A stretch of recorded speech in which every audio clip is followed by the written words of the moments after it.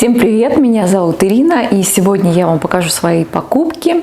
Это приборы для кухни, собрала их несколько, которые подряд заказывала, и я их заказывала в Китае на сайте Тему. Мне очень нравится эта платформа, удобная, быстрая доставка, выгодные цены.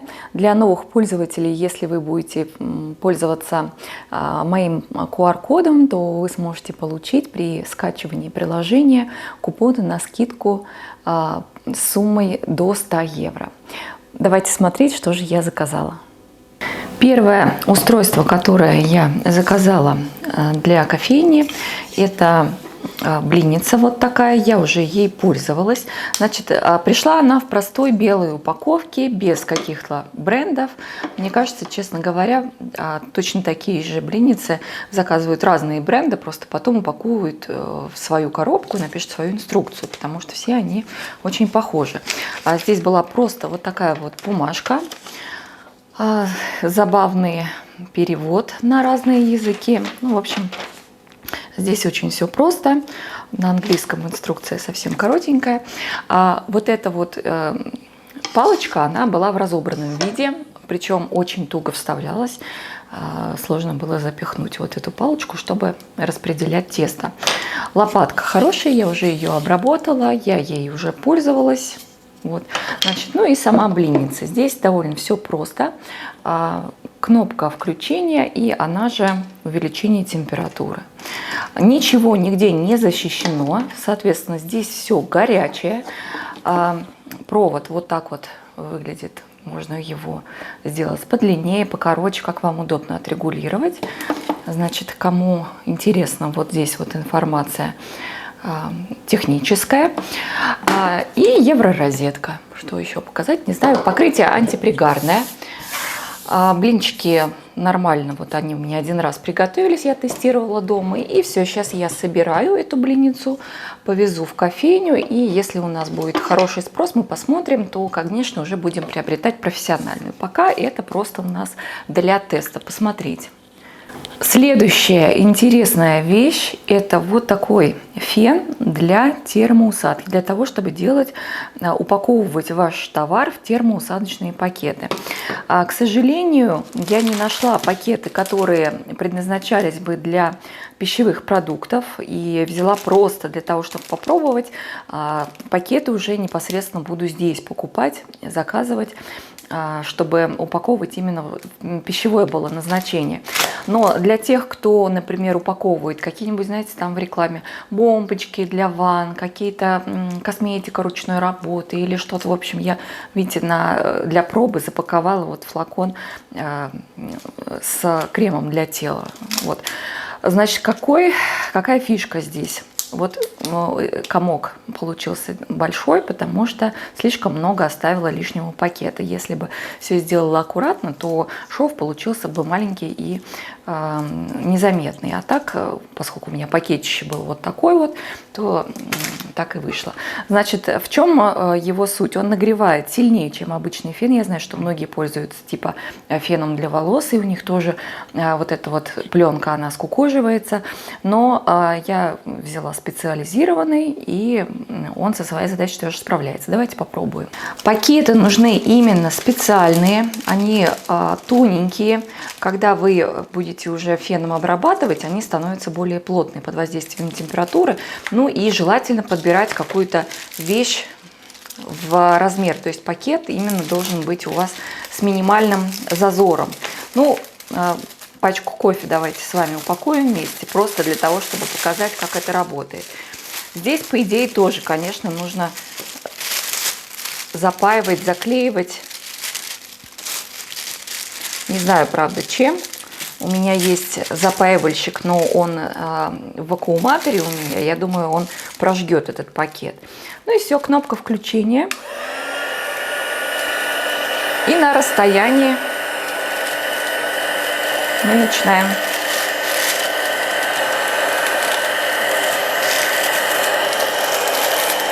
Вот видите, он так сжимается.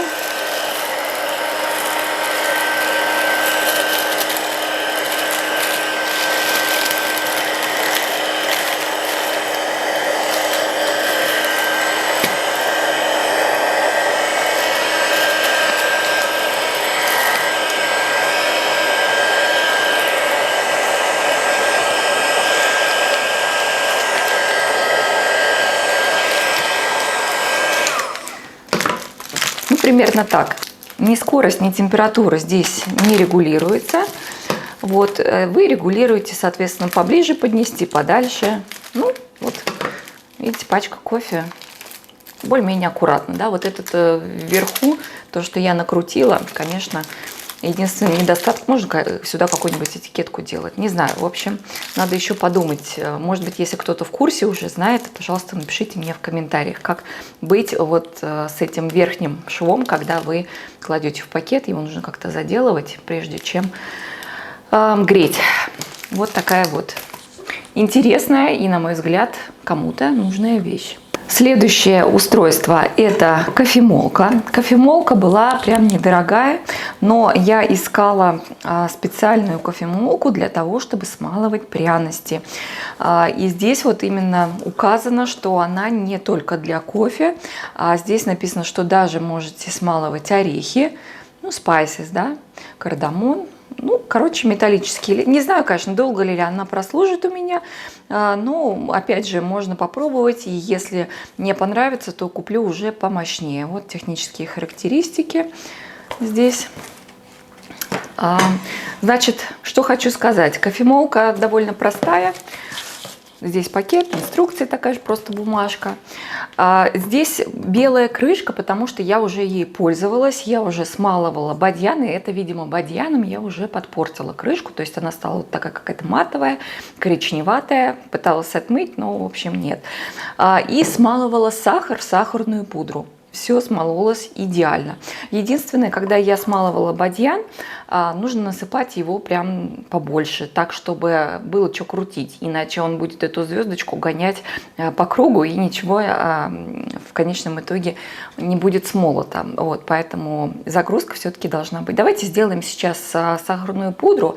И я хочу еще протестировать, положить боб тонко, чтобы сахарная пудра была вот перемешана с мелкими частичками для аромата. Пока все приготавливала, обнаружился недостаток. Провод довольно коротенький, и мне пришлось сбегать за удлинителем. Так, давайте насыпем сахарной пудры. Написано, чтобы не заполнять полностью, ну а где-то нужно на 2/3. Сахар обычный, он довольно крупный у меня, вот от этой фирмы. И один боб тонко я напополам его разломила, чтобы, ну, поравномерней. Все, теперь, значит, закрываем крышку. Немножко ее нужно прокрутить. И все, одна кнопка включения. Значит, в инструкции написано, что дольше 1 минуты держать не нужно. То есть, если вы мололи примерно минуту или там 45 секунд, то нужно сделать паузу, чтобы прибор остыл, иначе сожжете. Так, ну все, запускаем.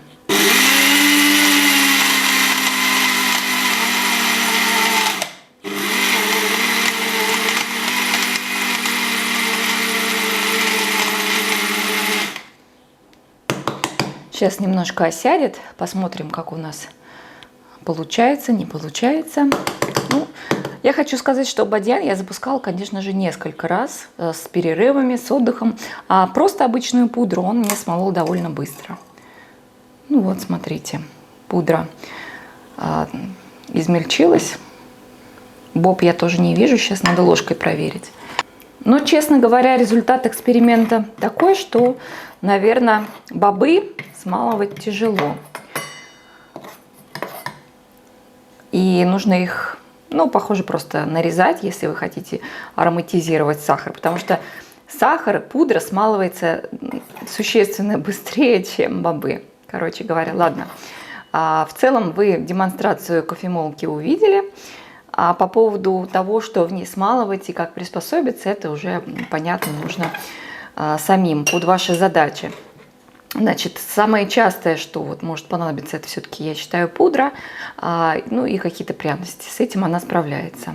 Важно тоже, что мыть ее нельзя, нужно только аккуратненько прочищать и щеточкой удалять остатки содержимого.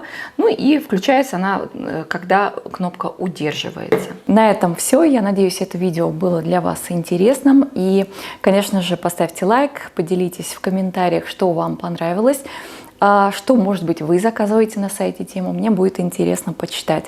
Ну, до встречи в следующих видео. На этом мы будем с вами прощаться.